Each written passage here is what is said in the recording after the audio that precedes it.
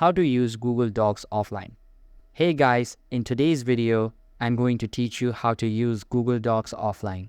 Stick around till the end so you don't miss any important steps. Let's get started.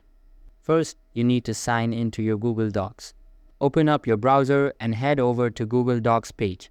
You can get there by clicking Docs from the Google Apps grid, or you can go directly to docs.google.com. This will bring up your recent documents or your main Docs dashboard. Now, find the document you want to make available offline. If you don't see it right away, just use the search bar at the top to locate it. Once you've opened the document, look at the top left corner and click on the File menu.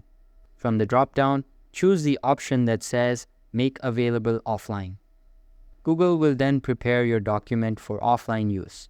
Depending on your internet speed and the size of the file, this might take a few moments.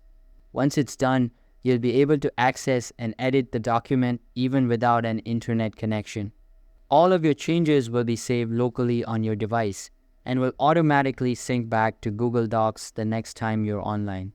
A quick reminder, offline access does take up space on your device since the documents are stored locally. And that's it. You've now set up Google Docs for offline use. Thanks for watching, and I'll see you in the next tutorial.